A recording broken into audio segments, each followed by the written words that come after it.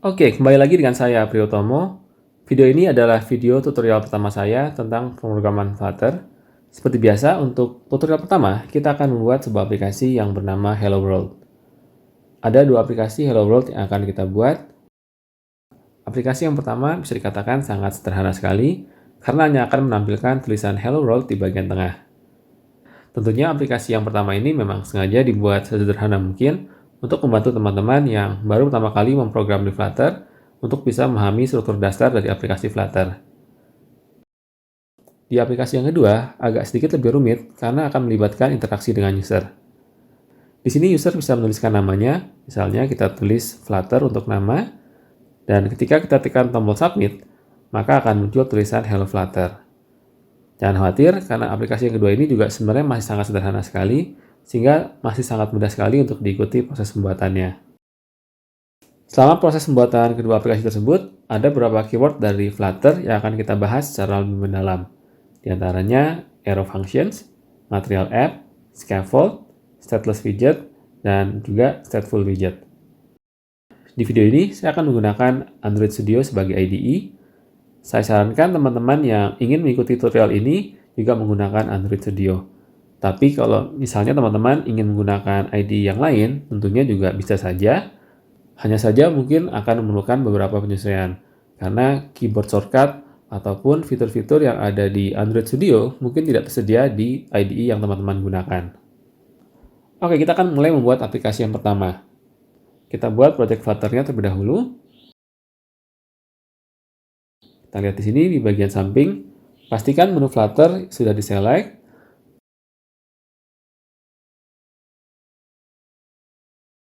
Lalu kita tentukan project location-nya. Saya akan aktifkan support untuk membuat aplikasi web. Ini opsional bagi teman-teman yang tidak membutuhkan untuk membuat aplikasi web, bisa men-skip langkah ini. Saya sengaja mengaktifkan support untuk web karena ada hal yang ingin saya tunjukkan di akhir dari video ini. Oke, sekarang tinggal tekan finish untuk mulai membuat project Flutter. Oke, kita tekan create untuk membuat project directory.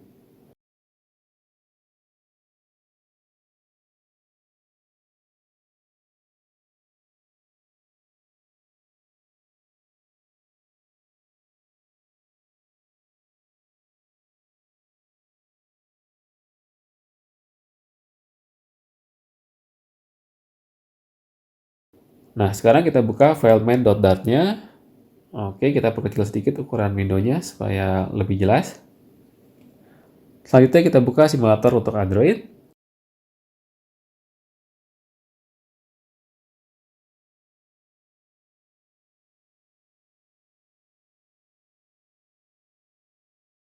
Sekarang kita coba jalankan project demonya untuk memastikan framework Flutter kita bisa bekerja dengan baik.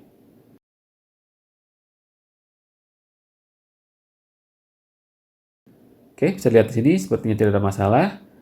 Kalau kita tekan tombol tambah, angkanya akan bertambah secara otomatis. Sekarang kita akan mulai membuat aplikasi Hello World yang pertama. Kita hapus terlebih dahulu semua kodenya. Kita akan mulai dari awal supaya teman-teman bisa lebih mudah memahami struktur dasar dari aplikasi Flutter.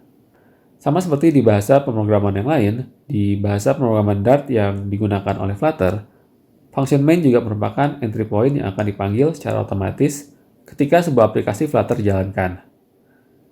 Isi dari function ini hanya ada satu, yaitu untuk menjalankan root widget.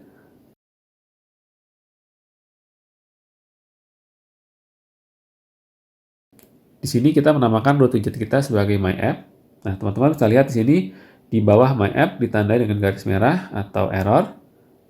Hal ini terjadi karena memang kita belum definisikan kelas untuk myApp. Oke, sekarang kita akan buat kelas untuk myApp dengan tipe stateless widget.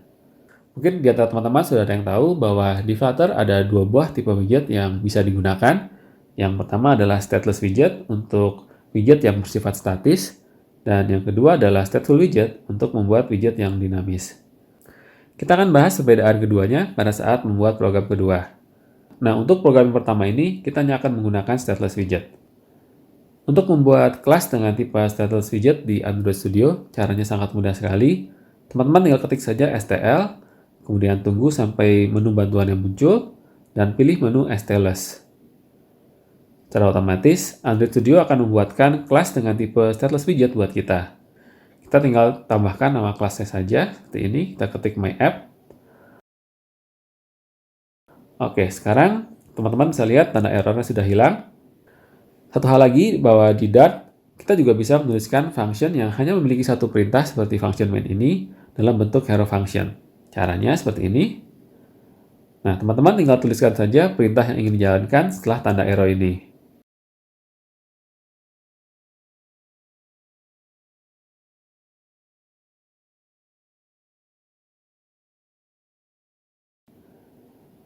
Oke, kedua bentuk penulisan ini artinya sama saja. Teman-teman bisa pilih mana yang menurut teman-teman lebih nyaman untuk digunakan. Walaupun sangat sederhana, kode yang baru saja kita buat adalah aplikasi Flutter yang valid. Nah, kita coba jalankan. Tentunya tidak akan muncul apa-apa di layar karena memang kita belum mendefinisikan elemen user interface apapun. Oke, kemudian di root class ini kita akan mendefinisikan tipe dari aplikasi yang akan kita buat. Di Flutter ada dua tipe aplikasi yang tersedia secara default.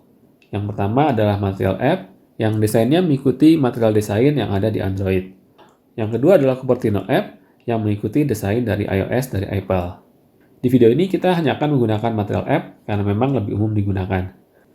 Oke, di bagian return tinggal kita ganti saja dengan Material App untuk memberitahu Flutter untuk membuat Material App ketika menjalankan root widget kita.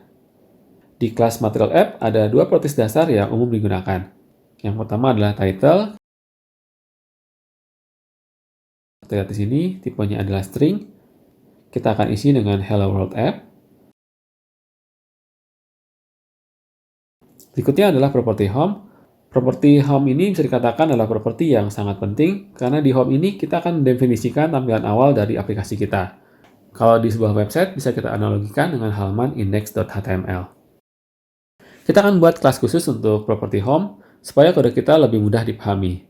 Kelasnya akan kita beri nama homepage. Tipenya masih sama, stateless widget. Seperti sebelumnya, tinggal kita tulis saja stl, lalu pilih stateless.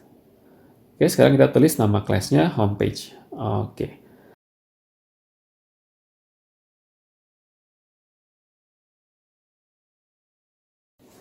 Oke, kita coba jalankan lagi. Kita lihat di sini masih tetap kosong.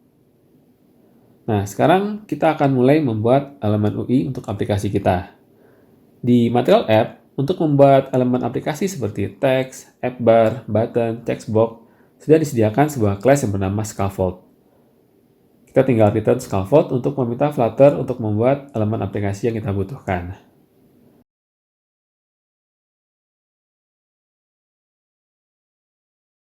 Yang pertama, kita akan tambahkan app bar ke aplikasi kita.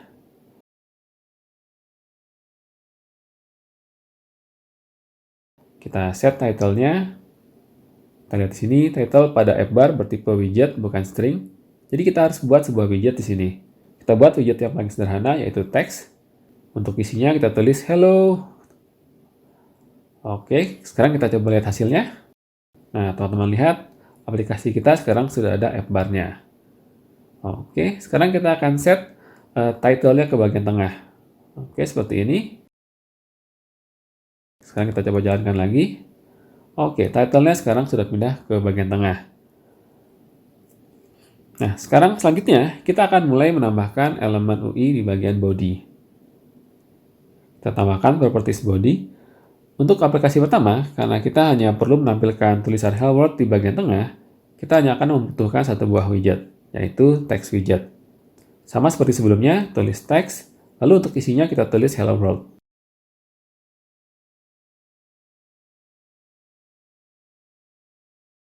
Nah, sekarang sudah selesai. Sekarang tulisannya tinggal kita hias sedikit supaya terlihat lebih cantik ya. Kita set style-nya.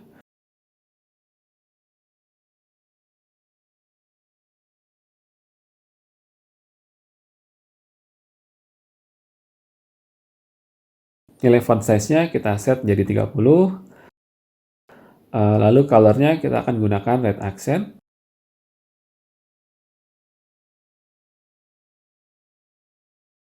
Sekarang kita akan reformat dulu kodenya supaya tidak terlihat berantakan. Caranya sangat mudah, tinggal buka konteks menu, lalu pilih reformat code with .fmt.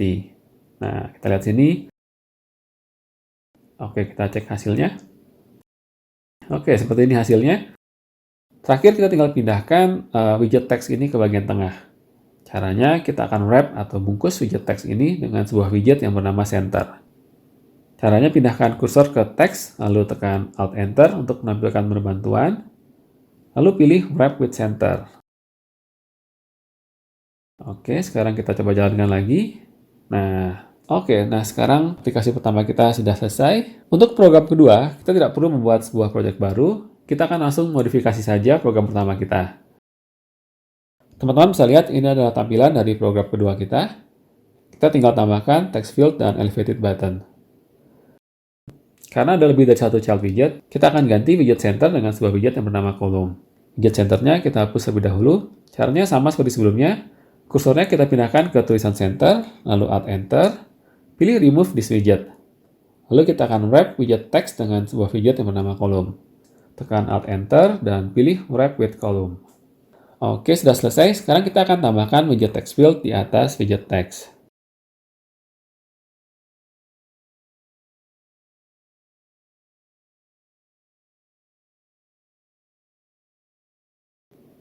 Oke, kemudian kita tambahkan elevated button di bawah widget text field.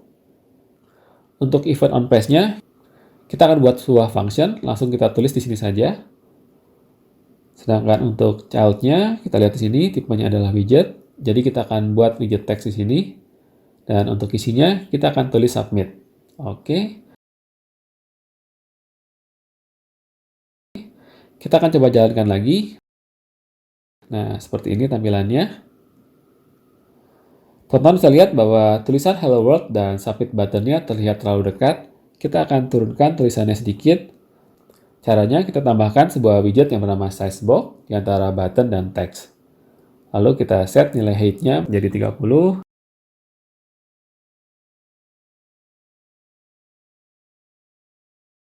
Oke, kita coba jalankan lagi. Nah, sekarang sudah terlihat lebih baik.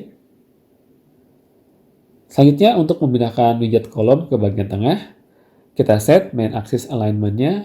Kita set ke main axis alignment.center. Oke, kita lihat di sini hasilnya seperti ini. Nah, kita sudah hampir selesai. Sekarang kita tinggal atur style untuk text field-nya supaya terlihat lebih menarik. Kita set decoration-nya menjadi input decoration.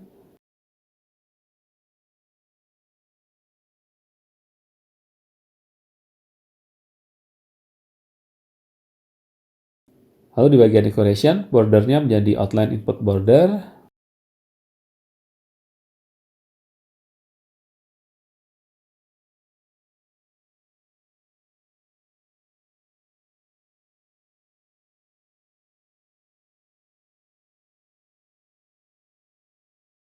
Dan kita tambahkan label.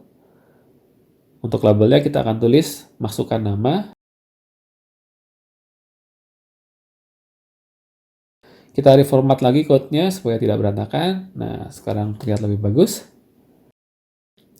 Nah, sekarang kita coba jalankan lagi. Nah, sekarang text field-nya akan kita beri padding.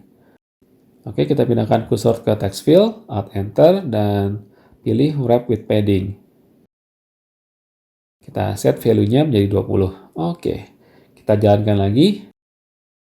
Nah, sekarang user interface-nya sudah selesai. Selanjutnya kita akan memerlukan sebuah variabel untuk menampung data dari text field dan membuat sebuah function untuk menampilkan data tersebut ke widget text.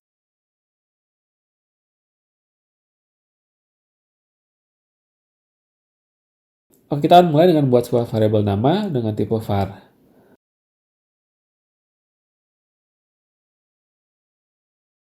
Nah, teman-teman bisa lihat di sini ada sebuah peringatan bahwa class homepage ini bersifat immutable atau tidak bisa diubah.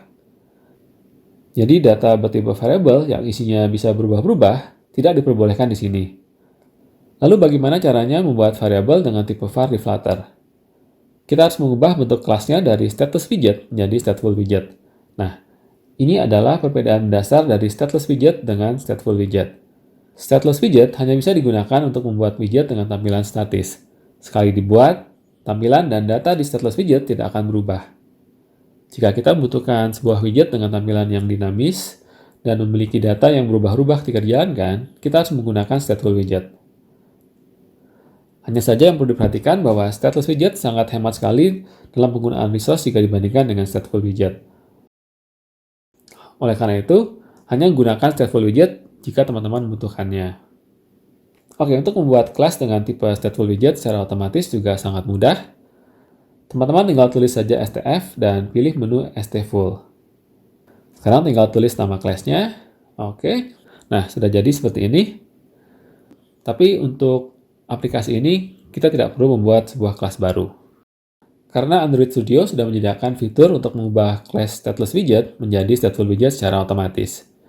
Caranya, pindahkan kursor ke tulisan stateless widget, Alt-Enter, dan pilih menu Convert to Stateful Widget. Nah, keren kan? Kita tidak perlu repot-repot mengubah atau menulis secara manual. Sekarang kita sudah bisa membuat variabel dengan tipe var. Oke, kita pindah ke bagian widget text. Kita akan ganti isinya dengan hello, spasi, $nama. Sekarang kita coba jalankan. Nah, sekarang cuma ada tulisan hello. Hal ini terjadi karena memang variabel namanya masih kosong. Sekarang kita akan membuat sebuah variabel untuk membantu kita mengakses widget text field. Kita akan buat dengan tipe final karena memang kita hanya perlu mengassign-nya sekali dan tidak perlu mengubah-ubah nilainya.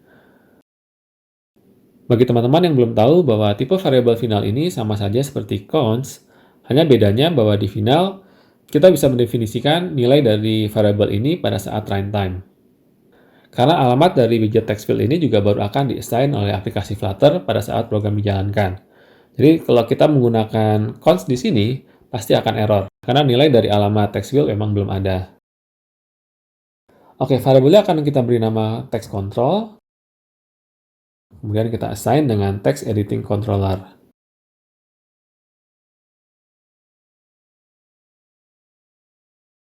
Sekarang kita pindah ke bagian text field,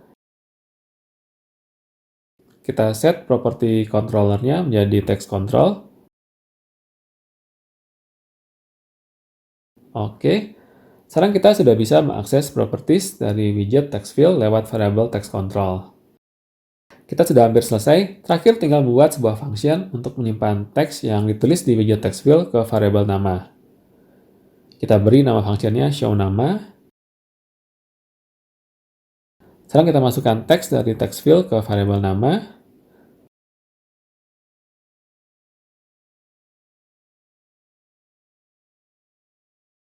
Kemudian kita akan panggil function showNama ketika tombol submit ditekan.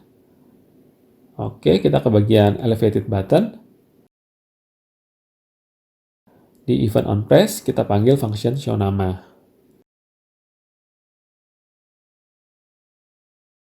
Nah, sekarang kita coba jalankan.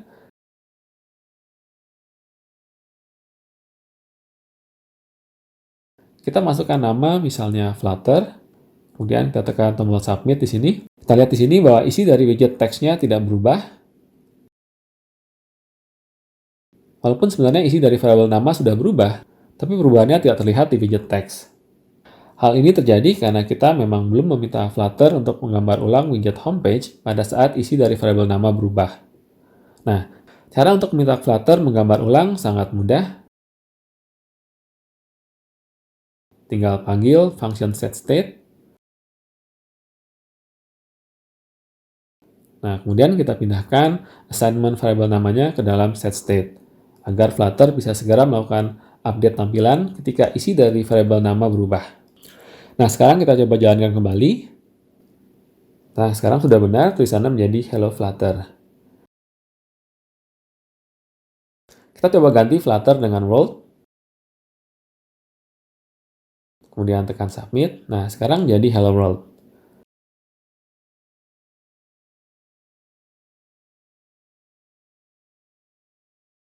Terakhir, kita tinggal rapikan kodenya.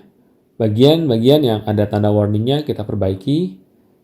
Caranya sangat mudah, kita tinggal ikuti saja saran yang diberikan. Oke, kita tambahkan const di sini. Oke, tambahkan const lagi. Oke, dan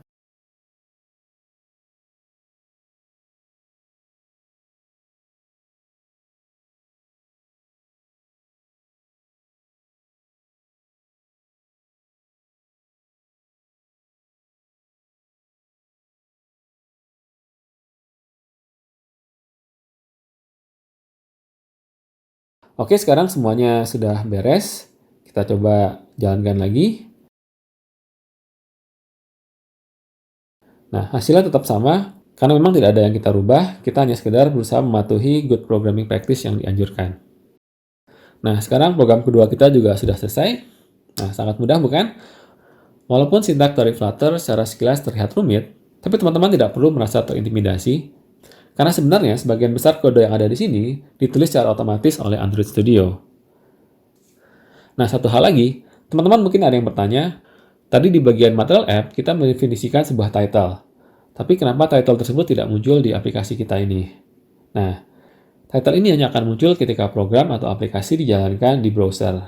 Kita akan coba jalankan aplikasi Flutter-nya di Google Chrome.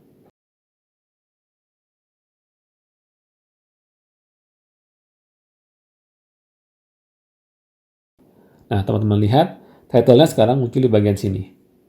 Kita akan coba aplikasi Flutter kita di Google Chrome. Kita coba tulis Flutter di text field, lalu kita tekan submit. Nah, hasilnya tetap sama seperti yang ada di simulator Android. Tulisannya menjadi Hello Flutter.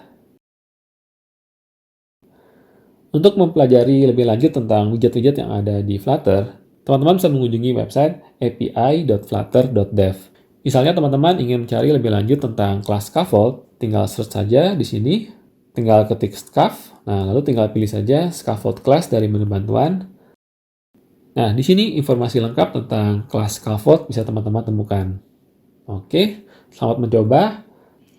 Oke, terima kasih sudah menonton dan sampai jumpa di video-video tutorial Flutter berikutnya.